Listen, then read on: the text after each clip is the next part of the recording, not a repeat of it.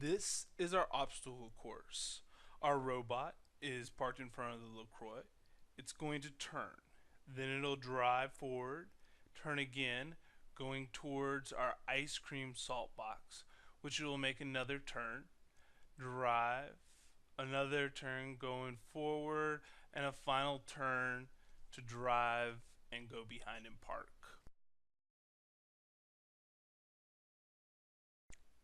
Let's take a look at our code.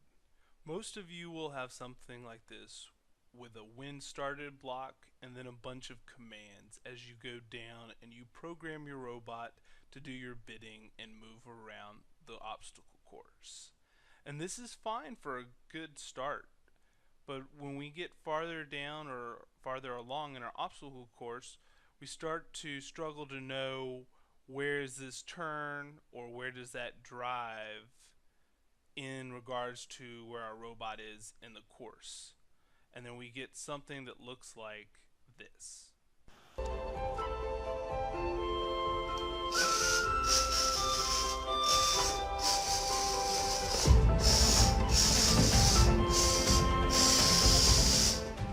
That was our robot fail. So we're now taking a look at our code.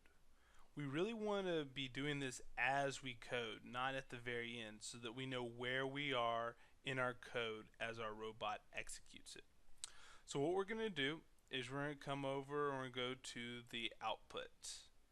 And we've been working in the drivetrain up here in the top. We're now going to click over. There's a little arrow next to this one that's called the brain.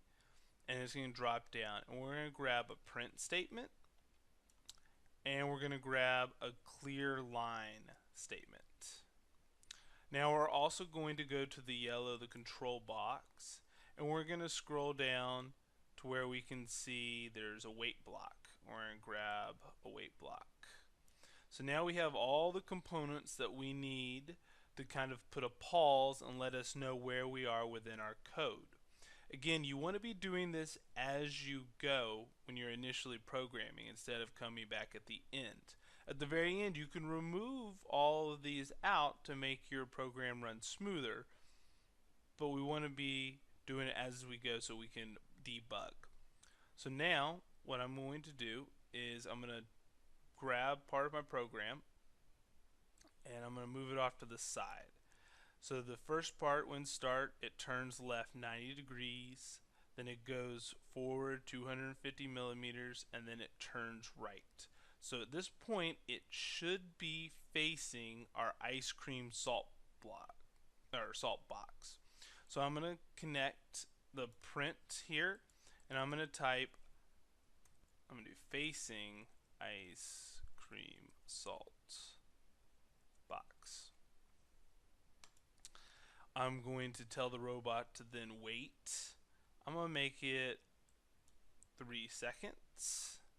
And then I'm going to have it clear the line so that I don't have facing ice cream salt box still going. Now we need to go ahead and download that to our robot. So I'm going to go up here, save to robot. I'm in slot 2. Now I'm going to come over to my robot, unplug my cable,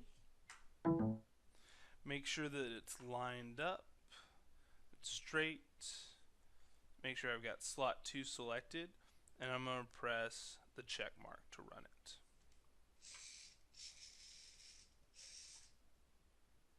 It's waiting. It says facing ice cream salt, and it's stopped.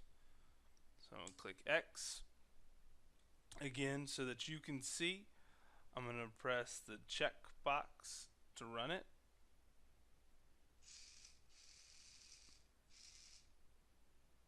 And then as you can see, it says facing ice cream, and then it disappears. So that portion we know is running correct. Then I move back to my program, and then I add the next line here. I plug it back in,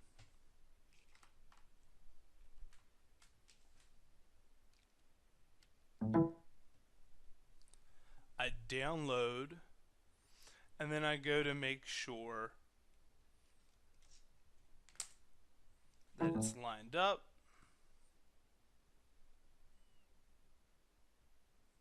And I run it.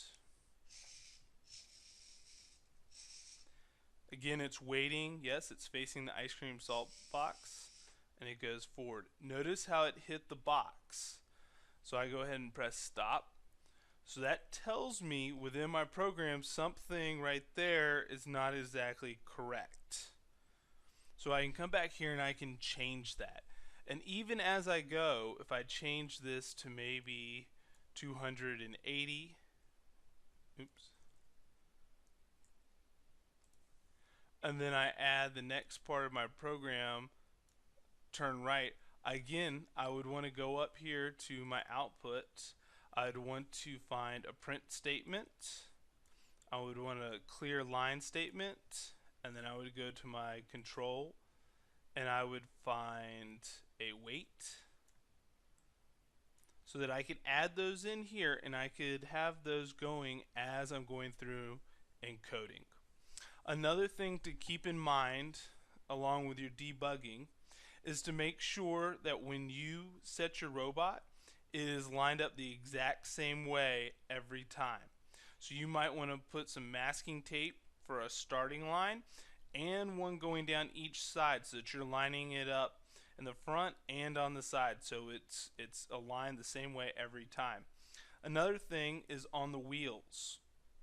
You want to make sure that your wheels are clean. So you might have to use your hand and rub off some of the dust or anything that's on the floor, and just to make sure that your wheels are clean, because that is another thing that can cause problems if the wheels are slipping, not just the way that you've programmed your robot. So now go ahead and look through your program. If you need to go back and add some debugging with some print statements, you'll want to go ahead and do that.